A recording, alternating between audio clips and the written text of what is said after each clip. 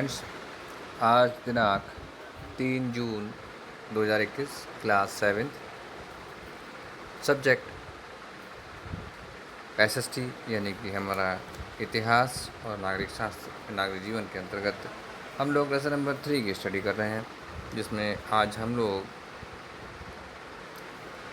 अलाउद्दीन खिलजी के राज्य विस्तार के बारे में जानेंगे। आपके सामने एक चित्र प्रस्तुत है जिसमें आप देख रहे हैं कि जो भारत है, ये संपूर्ण भारत का हिस्सा है और नक्शा है संपूर्ण भारत। ये इसमें जो आप कुछ खंडों में विभाजन देख रहे हो, ऐसा ये ना मैं दिखा के, ये पूरा संपूर्ण भारत मैं मानता हूँ। और इसमें हम लोग आज जानेंगे कि अलाउद्दीन खिलजी कहाँ से लेके कहाँ तक भारत में इसका शासन रहा और उसने किस प्रकार अमीरों और सरदारों पर अपना नियंत्रण रखा।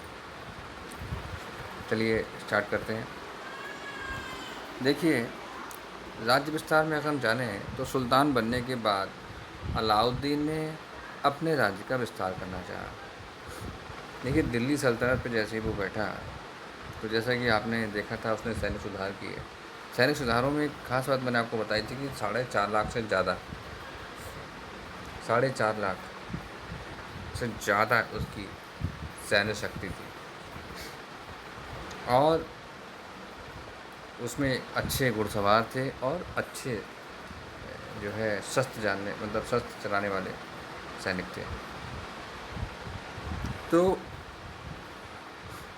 उसने अपने सैनिकों पे ज़्यादा बल दिया, सैन्य शक्ति पे ज़्यादा बल दिया, जिससे वो अपनी सीमाओं को बढ़ा सके, राज्य का विस्तार कर सके। विस्तार का मतलब होता है कि अन्य क्षेत्रों पर भी कब्जा करना, उनको अपने अधीन रखना। सुल्तान बनने के बाद उसने क्या करा, अपना राज्य का विस्तार करना चाहा। इस उद्देश्य को पूरा करने के लिए उसने गुजरात, अब यहाँ आपको गुजरात दिखाई दे रहा होगा, ये जो एरिया आपको दिखाई दे रहा है, ये गुजरात का क्षेत्र है। गुजरात, रणथंभौर यानी कि राजस्थान, चित्तौड़ राजस्थान, ठीक है। उसके बाद उज्जैन और मांडू, धार तथा चंदेरी के राजपूत राजाओं को हराकर उनके राज्यों पर अधिकार कर लिया। यहाँ जो है उज्जैन को नहीं दिखाया गया है। सबके अपने अपने हिसाब से जो नक्शे हैं प्रस्तुत किए गए हैं, सब अलग अलग रूप से नक्शों को दर्शाते हैं। चलिए बहरहाल, यहाँ हम जो दिखाना चाह रहे हैं कि गुजरात तो दिखाई दे रहा है आपको, राजस्थान का भी काफ़ी हिस्सा जो है उसके अधीन दिखाई दे रहा है। और देखिए, अफ़गानिस्तान से यहाँ अगर आप देखोगे तो अफ़गानिस्तान की सीमा है, ये अफ़गानिस्तान है, ये अफ़गानिस्तान है, ये पूरा ये बहुत बड़ा क्षेत्र है अफ़गानिस्तान। ये आपको दिखाई दे रहा है, ये यहाँ से यहाँ तक पाकिस्तान दिखा रहा है। ये जो अभी यहाँ पे मैंने चक्कर में इसको यहाँ रोक दिया, ये जो सीमा है ये भारत की सीमा है। ये जितना भी आप देख रहे हो ना, ये पोर्शन जो है ये भारत का हिस्सा है, जम्मू कश्मीर, जिसको लेकर लगातार उठक बैठक होती रहती है। पाकिस्तान बार बार हारता है और भारत बार बार जीतता है, ठीक है।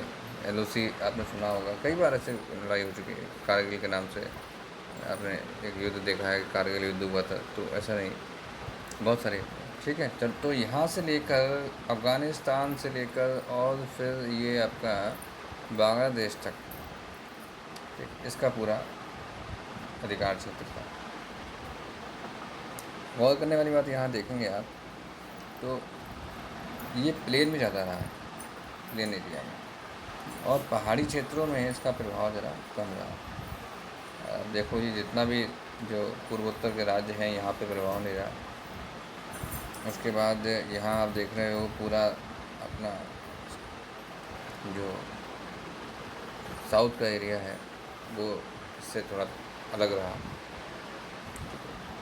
तो ये इनका जो है एक विस्तार क्षेत्र था। अलाउद्दीन के सेनापति मलिक काफूर ने दक्षिण भारत के देवगिरी, तेलंगाना जैसे वारंगल जिसको बोलते थे, और होयसल राज्यों पर विजय प्राप्त की और उन्हें सुल्तान की अधीनता स्वीकार करने के लिए विवश किया। इन शासकों को इस शर्त पर अपने राज्य में शासन करने दिया गया कि वे सुल्तान को कर देते रहेंगे एवं उसकी अधीनता स्वीकार करेंगे। अलाउद्दीन ने कर मतलब समझते हैं आप क्या होता है? टैक्स। मतलब वो दिल्ली में ही बैठा रहेगा, ये जो है ना अपना दिल्ली क्षेत्र जो ये दिल्ली में बैठा रहेगा और सब जगह से कलेक्शन लेगा, यहाँ से यहाँ से यहाँ से यहाँ से यहाँ से सब जगह से यहाँ से सब जगह से कलेक्शन लेगा। तो अलाउद्दीन ने दक्षिण के राज्यों को अपने राज्य में क्यों नहीं मिलाया? इस तरह की नीति गुप्त साम्राज्य के किस शासक ने अपनाई थी, इस पर हम लोग चर्चा कर सकते हैं। ये बहुत एक बड़ा मेजर पॉइंट बन सकता है कि आखिर अलाउद्दीन ने इसको अपने राज्य में क्यों नहीं मिलाया, वहाँ शासन करने दिया, ऐसा क्यों रहा? और ऐसी नीति जो है गुप्त साम्राज्य जब था भारत में, गुप्तकालीन चंद्रगुप्त मौर्य, समुद्रगुप्त मौर्य, आपने गुप्त सुना है, गुप्त साम्राज्य में अपनाई गई थी। तो इस प्रकार से जो है खिलजी वंश आगे बढ़ रहा था। अब बात आती है कि अमीरों तथा सरदारों पर नियंत्रण कैसे किया। तो अलाउद्दीन का मानना था कि दावतों तथा उत्सवों में मिलने से अमीरों तथा सरदारों में निकटता तथा आत्मीयता बढ़ती है, जिससे सुल्तान के प्रति षड्यंत्र व विद्रोह का करने का अवसर मिलता है। देखिए, ये अतः विद्रोहों को रोकने के लिए अलाउद्दीन खिलजी ने दरबार के अमीरों तथा सरदारों पर कठोर प्रतिबंध लगाए। उनके इलाकों पर राज्य द्वारा अधिकार कर लिया गया।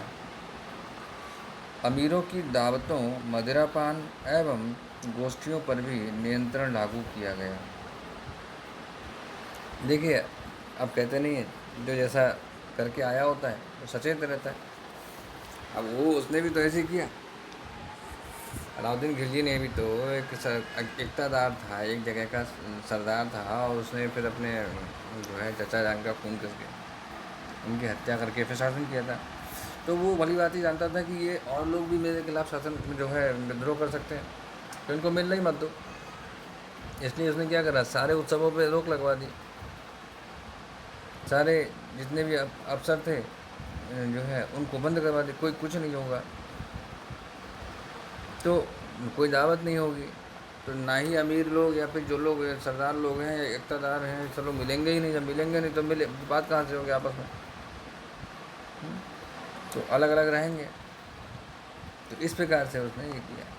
अमीरों की दावतों, मदिरापान समझते हैं, शराब वराब जो है, गोष्ठियाँ, जैसे कोई मतलब कोई ऐसी कोई गोष्ठी हो गई, सब लोग दूर दूर से जो है सरदार लोग आ रहे हैं, तो सबको बंद करवा दिया। सुल्तान की पूर्व आज्ञा के बिना अमीर सामाजिक समारोह का आयोजन नहीं कर सकते थे। मतलब अगर आपको आयोजन करना है तो पहले आप जो है राजा से यानी सुल्तान से जो है आज्ञा लेंगे, उसके बाद ही ये आयोजन कर सकेंगे। उसके बाद गुप्तचर सदैव उन पर नज़र रखते थे। मतलब गुप्तचर प्रणाली थी।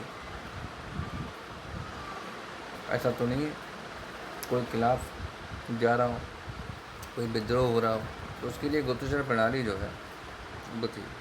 इन प्रतिबंधों से सरदार और अमीर भयभीत रहते थे। मतलब जो सरदार थे और अमीर लोग थे वो उनको डर लगता था कि जितने ज़्यादा कठोर नियम हैं। सुल्तान के विरुद्ध किसी को सिर उठाने का साहस नहीं था। किसी की इतनी हिम्मत नहीं थी जो उसके सामने विरोध कर सके। इस प्रकार उसका अमीरों पर पूर्ण नियंत्रण था। यानी कि जितने सरदार और अमीर थे उसने जितने अपने राज्य में फैला रखे थे, तो उस पर उनका नियंत्रण पूर्ण रूप से था। तो प्यारे बच्चों, आज हम लोगों ने जो जाना है उसी के अंतर्गत हम इस प्रश्न को समझेंगे। इस प्रश्न में आज प्रश्न नंबर खा जो हमारा चल रहा है, इसमें हम लोग जानेंगे कि अलाउद्दीन ने भारत के किन किन राज्यों को जीता। तो अलाउद्दीन खिलजी ने उत्तरी भारत के साथ साथ दक्षिण भारत के राज्यों को भी जीता। उसने दक्षिण भारत के देवगिरी, तेलंगाना जिसे वारंगल कहते हैं, और होयसल राज्यों पर विजय प्राप्त की। तो इस प्रकार आज का हमारा जो टॉपिक था वो क्लियर होता है। नेक्स्ट टॉपिक में हम लोग इसके आगे चर्चा करेंगे। आज के लिए बस इतना ही। इसको हम लोग कॉपी पर लिखिएगा, इसको याद करिएगा। धन्यवाद।